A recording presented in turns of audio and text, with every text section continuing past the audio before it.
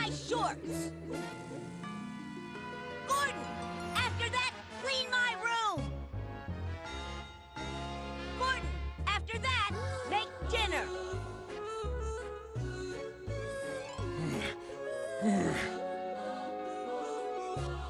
What humiliation!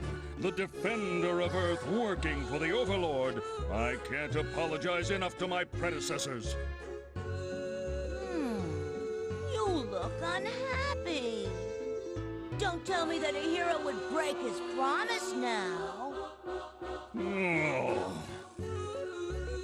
A hero never breaks a promise. All I can do right now is endure this. As long as my faith does not falter, hope remains. I've got it. I'll just pretend to obey him. And when he lets his guard down, I'll escape back to Earth.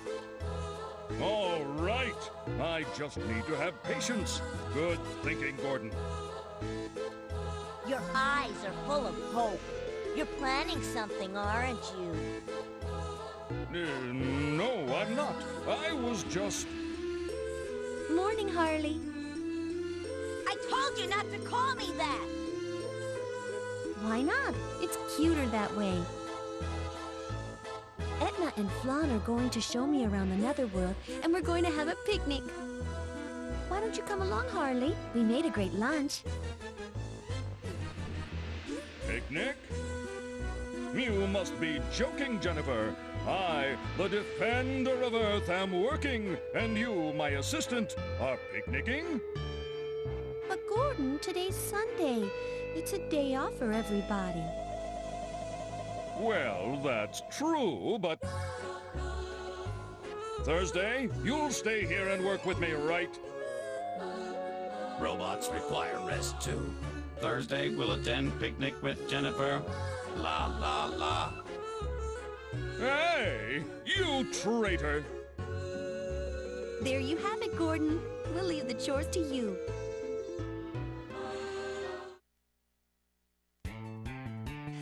So where should we go? It's her first time in the Netherworld. So how about the Sea of Gehenna? Why? It's so hot over there. What kind of a place is it? It's a big tourist spot. Since you're new to the Netherworld, you have to go check it out. Is there a souvenir shop around? It's not exactly the kind of place that sells souvenirs. Oh, if it's souvenirs you're looking for, try Sphinxes on Sacrifice Street. They've got nice mummy heads, see? Oh, how adorable! Hey, that's the Nether Year 666 limited edition model. I want one. Too bad. Okay, today it's a picnic at the Sea of Gehenna, and tomorrow it's shopping on Sacrifice Street. Sounds like a plan. I'm in. Now I just plain pity you, Gordon.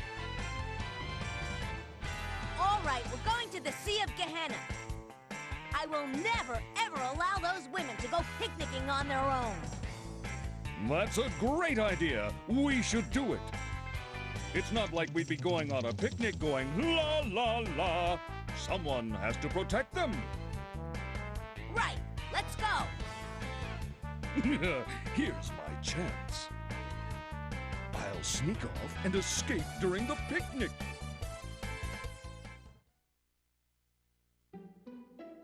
Episode 10, Angels, Demons, and Humans. And welcome back to Let's Play Disgaea, Hour of Darkness. We're going on a picnic. So, let's check out what's going on around the castle. Bit of a culture shock for the Defenders of Earth.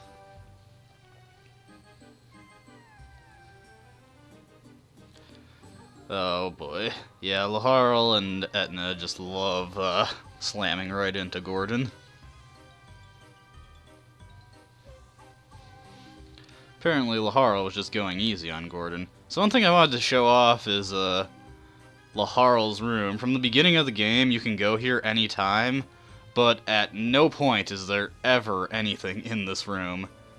I don't know if other versions of the game have something in there, or if it's still just a set piece. It's a bit strange. At least Laharl is going to be a unique overlord, maybe even a trendsetter. Yeah, looks like nobody really thinks much of Gordon. So, let's check out Etna's next diary entry. Prince, I'm going to the bathroom, okay?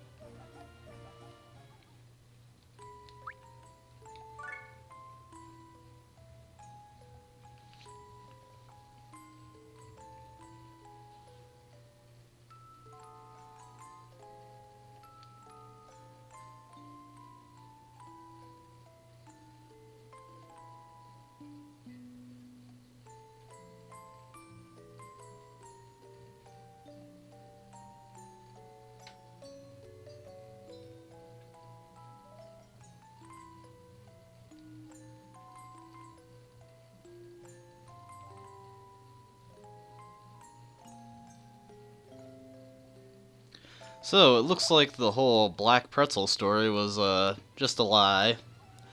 Etna did at one point know what really happened, but that was one of the memories Medeiros had taken from her.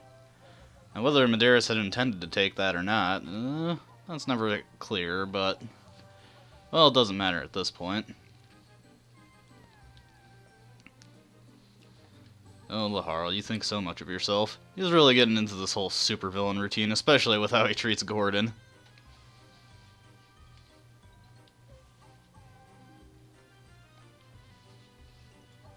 Oh, Gordon, why do you have to undercut us?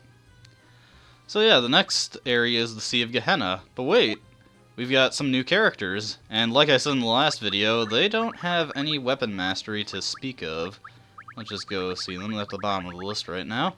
So, Gordon, Jennifer, and Thursday. So, what are we going to do about that? Well, I took the liberty of doing some work off screen, and then I just made a separate save file after I've talked to everyone and done everything. So, let's go. Yeah, I figured I got 12 save files, I can overwrite one of them to keep some stuff I've done after the fact. So, let's get a look at them now. They've been moved up the list. So, Gordon. As you can see, he has an S rank in guns and an S rank in axes. Now, Gordon and Jennifer are unique in that they're the only main characters you get in this game that have S ranks in their weapon aptitudes. Now, Gordon starts with a gun, but his real strength lies with when he's wielding an axe. You see, Gordon has his character unique skills, which are physical based, so having a gun won't help these at all. And the reason I want him to have an axe, and a particularly high-leveled one at that, and by high-leveled I mean his weapon level, is that Gordon's character skills are some of the most powerful attacks in the game. From a perspective of attack power to cost of using, his attacks are the most powerful, and his ultimate skill is actually statistically the most powerful attack in the game, but it's only single target, but it's still really good, so because Gordon can do a huge amount of damage to one target. And having an axe equipped, will help him out with that a lot. The only axe skill you'll probably ever see me using with him is Graviton Bomb, which is the new axe skill, because it's fire-based, so he can hit a fire weakness with it. Otherwise, it's mostly going to be Gordon Spark and Gordon Punch, and it's a level 50 skill when he gets that. I also took the liberty of getting everyone up to weapon level 15, so everyone's got new skills to show off. Also over here is Jennifer. Now, she only has one S rank in fists, but she also has an A rank in guns, but like Gordon, her character unique skills are physical based, so best to just stick with the fist. Her Starbuster is kind of like Impaler, except it doesn't move her back. You just need one space open behind her, and it's decently powerful, more powerful than Triple Strike and Tiger Charge, and a bit easier to use than Tiger Charge, so that's one thing to keep in mind. And her level 20 skill is Cosmic Arrow, which is a 3x3 area of effect attack in front of her, which is really good, especially in this game where the ultimate fist skill, Big Bang, which is also a 3x3 attack, is actually fire elemental, whereas this is just neutral. So Jennifer can actually use this to hit things that are fire resistant, even when she gets Big Bang. So it's pretty good. Other than that, See, everyone's up to weapon level 15. Sorry, throat's a little dry today. And we've got new skill in Rising Dragon, Graviton Bomb again, Toten Cruise we saw in the last video, Zielgren, not sure how to pronounce that one. This one's a bit interesting. This is another fire attack skill. I got Flan up to staff level 18, not because this gives her any new skills or makes any significant changes, just because she's not getting new skills. I figured she could use the stat boost. Got Etna, her new skill is Turbulence, which is actually, I think is one of the only wind physical skills in the game, but I could be wrong on that. And Night Sever, which is one of my favorite attacks. Well, I've talked about that enough, so let's actually get started with the level proper. Sea of Gehenna, Fervent Melody.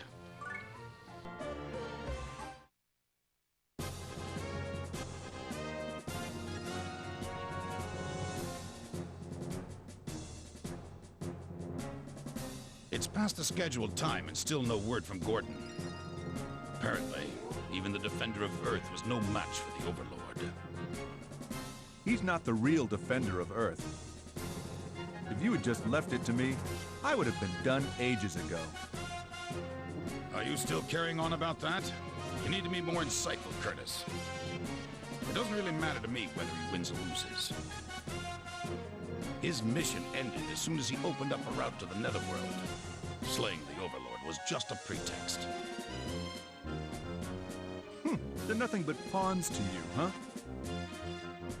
What an ugly way of saying it, Curtis. I prefer to call them the heroes who sacrificed their lives for the Earth. Gordon wouldn't die so easily. Only I, Curtis, can defeat him. I bet he beat the Overlord already and is enjoying a picnic right now going la la la. La la la. Ha ha ha ha. I never thought that picnicking in the Netherworld would be so delightful. Is this guy really a hero? I'm not really one to say, but I always thought a hero was a bit more dignified. This guy's just a fool. No, a true hero hides his real identity from the world, pretending to be quiet or weak. Then, when someone needs to be saved, he appears admirably to uphold justice. That's right, isn't it? Well, I guess. La la la. You sure? He looks like he doesn't have a care in the world. La la la. All right, they're falling for my plan. Now, all I have to do is just play along until I can make a run for it.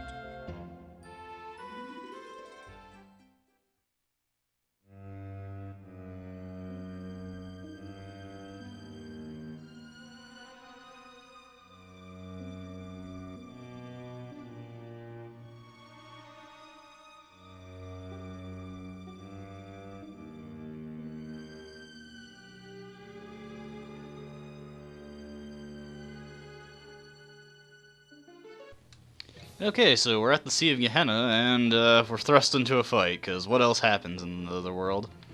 So this is a slightly annoying map. As you can see, the whole area is covered in invincibility and no lifting. So the only place where anything can actually get hurt is right over here. So we have to move our characters into position onto this area, and then defend and hope these guys just come along. So a slightly annoying map. If you want to, you can go and get the invincibility geo symbol, but that's just going out of my way and I don't really feel like it. One thing I never mentioned, and actually I don't think it's something I've ever done in this game, is in this game you can actually toss a geo symbol onto an enemy, which will just break it right away. Although I haven't actually done this myself, so I don't know if this actually adds to the enemy's level or not. Well, let's show off Night Sever. And basically the way this is going to go is I'm just going to either let these enemies walk on to the neutral areas or just toss them on there and have someone else do the attack. So Night Sever, very powerful skill, but also pretty expensive, and it gets more and more expensive as you use it. Strange, did awfully low damage. Well, let's get Gordon out here and finish this guy off with his unique skill, Gordon Spark. Oh, I forgot to do some healing since I did the last video. Oh well. No big deal. Guess we won't be seeing Gordon punch, though. Alright, no lifting. That's right. Ugh, I'm an idiot.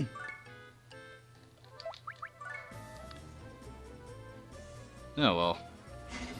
These guys are making it pretty easy for me, so it's not a big deal.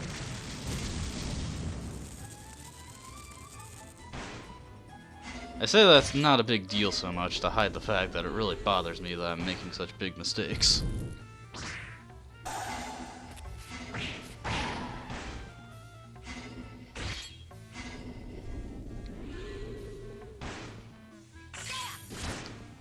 Yeah, that's really weird. Why did Night Sever do such low damage? Hold on, let me look at it. Huh, that was really strange. Let me try that again. It's supposed to be way stronger than your basic attack. I don't know why it did such low damage. Okay, there we go, there we go. I must have been looking at the current damage and didn't see how much it did totally. I thought no lifting. Well, I can't destroy it without getting rid of the invincibility panel, so it's moot either way.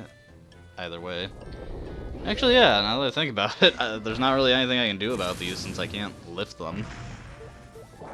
So you really have no choice but to let these guys get onto this neutral area. That's kind of annoying.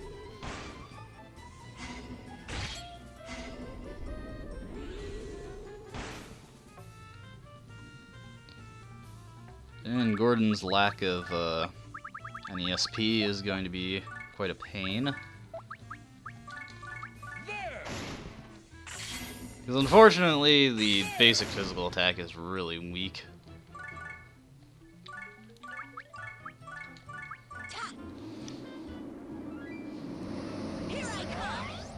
And it's actually really unfortunate that he got paralyzed because now I can't move him out of the way, so now I just really hinge on these guys being stupid and one of them going into a place where I can hurt them.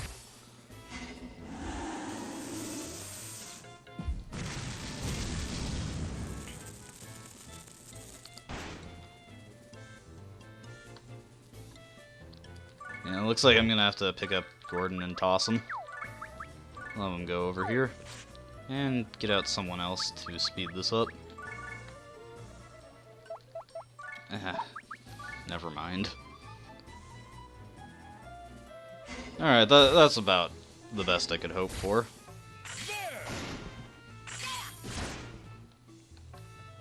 Okay, now I can take someone out and have them start doing some work. We'll have...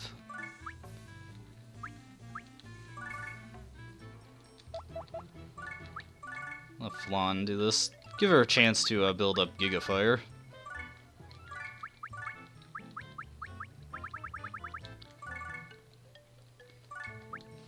So with her staff mastery so high, Flan now has a bonus range of 4 and a bonus area of effect of 4. So even with skills that she hasn't even learned yet, she can now use them from 5 spaces away and hit them in at most a cross pattern.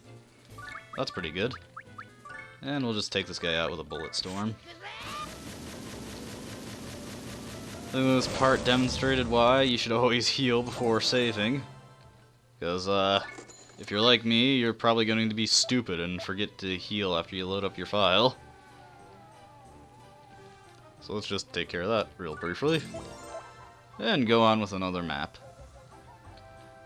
I gotta say though, the Sea of Gehenna is both a fiery and a violent place. Wonder what else there is to do here. Hey, what's wrong, Master? You're not having fun? I thought kids loved picnics. The sky is blue, the weather is perfect. Come on, let's sing. I'm not a kid. I'm 1,313 years old. And mentally, I'm much more mature than you two. Mature? I think you two are about the same. And for your information, I'm 1,470. I'm, fairly young. Young? How old is young? Young is young. You're an angel, aren't you?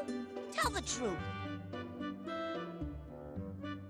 1,509? What? You're older than me? You old hag! I'm not old. That's amazing. No one would think you're that old. That's why humans act so foolishly. They judge solely on looks. Ooh, you talk big. Then you shouldn't mind my body, right?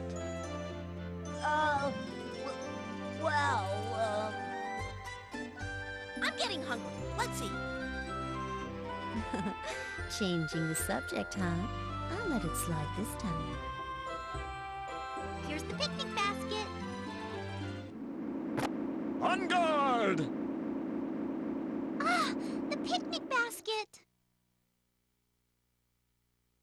It has been a while, mademoiselle. The sweet smell of these entrees has led moi all the way here. Hey, mid-boss! Give us back our food! No. I cannot oblige. For moi, a widower, this handmade lunch is like an oasis in a desert. I cannot give it back. You return after all this time and for a stupid reason like this? Mr. Mid-Boss, you don't have anyone to make lunch for you? Poor thing. Stop pitying moi. That sends a sharp pain to my heart. Hold it right there. Mid-boss, was it? That picnic basket is mine. Give it back now. You are human, are you not? That's right. They call me Captain Gordon, Defender of Earth. And why is the Defender of Earth picnicking with demons? Shut up! I'm not here because I want to be. Very well, I shall test your resolve, O Defender of Earth. Now, can you retrieve this basket from moi? Hey, you! Wait!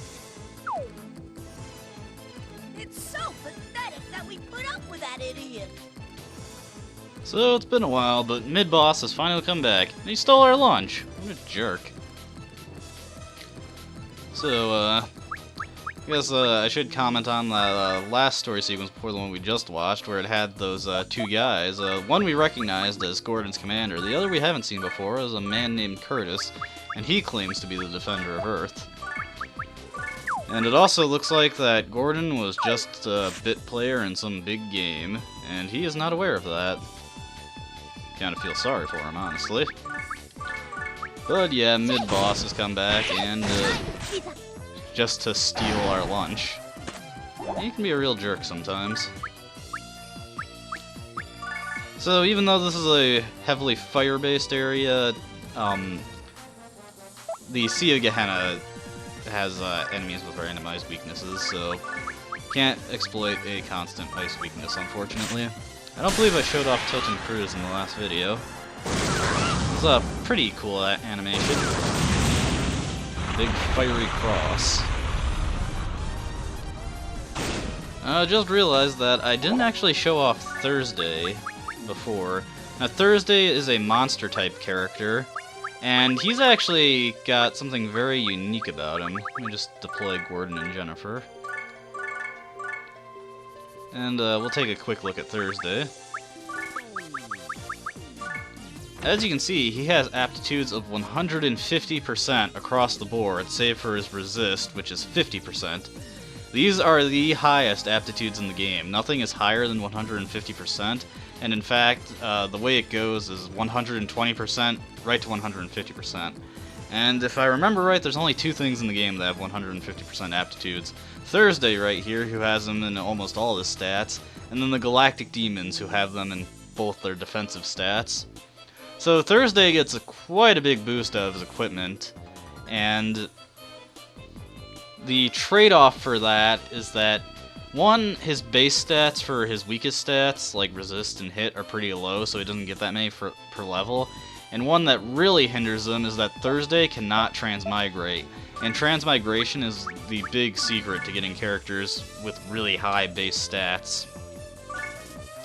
That said, come the post-game when you're getting access to the best equipment, Thursday can still put up a pretty decent fight because, due to his really high aptitudes and the fact that after you get really high leveled, modifiers start applying themselves to all your equipment slots that really boost their stats, Thursday can get some pretty impressive stat gains from all the strongest weapons. Hopefully I don't get to sleep in this. But for most of the game, he's just not worth the effort of using. But once you get him up to the max level, 9,999, you never have to do it again. So, that can be interesting. Oh, man. Oh, just poor fortune. None of these guys are weak to fire. Well, I guess I can... if I can... can't pull off a Rising Dragon. Not yet, anyway.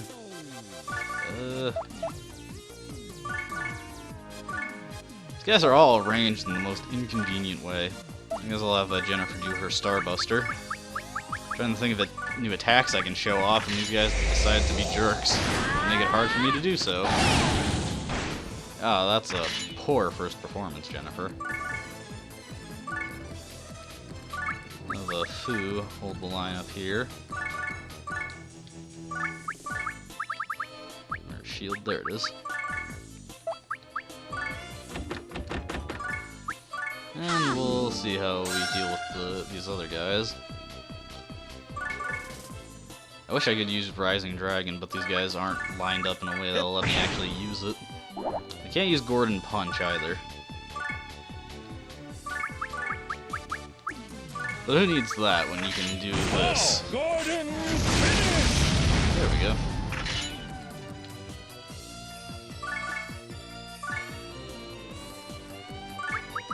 And I guess I'll just have Guts shoot this one.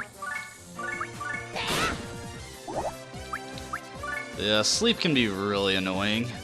Just because all the stuff that inflicts it has pretty decent odds, and there's not really anything you can do about it if it hits the people who can actually cure it. Although Flan couldn't actually cure it, she doesn't have the skill for that.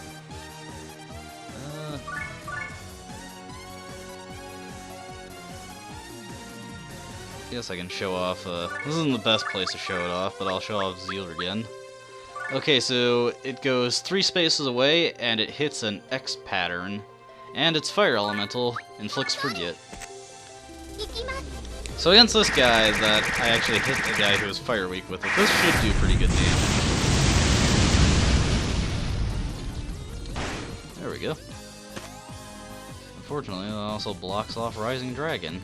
Am I ever gonna get a chance to show that attack off? I can show off Graviton Bomb at least. This one's pretty cool.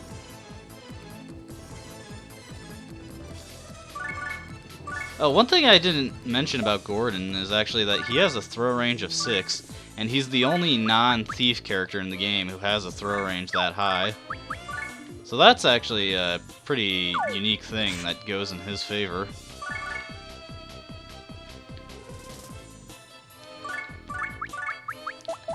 This should hit. Only 2 of them, but can't have everything. Check out the power of Graviton Bomb, though. A little ostentatious, but very powerful. You see how much damage that did? Bite the dust! Not bad at all.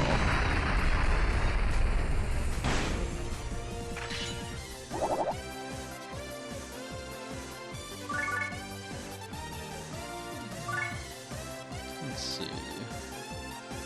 All these guys are weak to different things, but I'll go with the Gigalwing just to get rid of this one in the front. Get ready!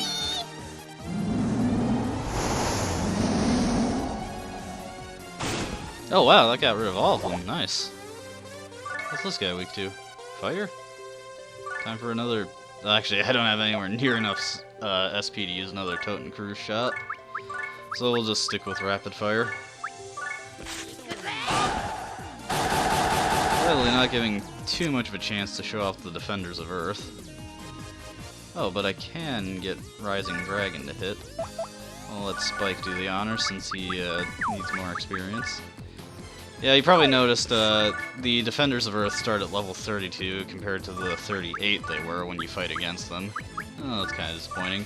So Rising Dragon actually has a pretty unique effect, is that it actually launches enemies 2 spaces behind you. And this is actually very useful in the item world, where, or not 2 spaces, it launches an enemy a space behind you, but it requires 2 spaces open. But still, that's a pretty interesting and useful effect in the item world, where sometimes you can't just triple strike an enemy off the gate panel, you need to hit them behind you. Usually this happens anytime the gate panel is up against a wall and it's in a corner. Anyways, let's give Gordon Punch a try. So annoying how all the physical classes in this game only have a throw range of 4. Gordon Punch! Macho! Sorry. It is fun to do impressions of Gordon. I'll have Helena go and just give this guy a light tap.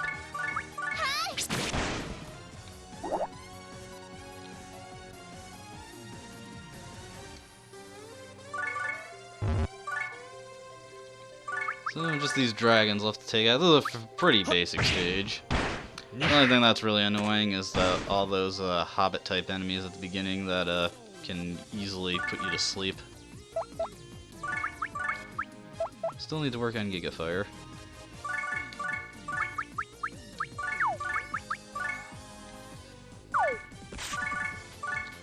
Well, this should do really good damage, especially with Flawn's Staff Mastery getting so high. Whenever you level up your Staff Mastery, you get a 3% bonus to your damage, and that keeps adding up. I believe it maxes out at 200% extra damage, so your spells do double damage at that point. Spells actually get pretty obscene in Disgaea 2, where not only do you still have those modifiers applied to them, spells actually do increase in power when you level them up compared to this game. Yeah, I'll have Gordon do this. I just want to see... Yeah, I'll have Laharl and Spike whittle this guy down. A Night Sever followed by a Rising Dragon should probably do the trick. So as you can see, these skills very expensive, so if you use them frequently, they are going to... your SP supplies are going to run out pretty quickly. Here I come! Totally worth it though. Just such high damage. You're going to be seeing a lot of Night Sever from here on out, especially since Laharl has a decent amount of SP to actually use it. Well, I still might be using stuff like, you know, Tiger Charge, King of Beasts, Skull Splitter, just because they're so cheap and relatively powerful. Still lots of opportunities to use this. Ah, jeez. Etna has not woken up, in spite of all this. I didn't even sleep in a place like this. And that's taken care of. Stage clear. Ooh, we got a Taser Sword. But, that's enough for now. Follow my own advice and remember to heal before saving here. And do the deed itself. And let's get the lucky number of saves. So, I thank you for watching this video, and I hope you enjoyed. Until next time, you have a nice day, or night, or whenever you're watching this. Until next time, see ya.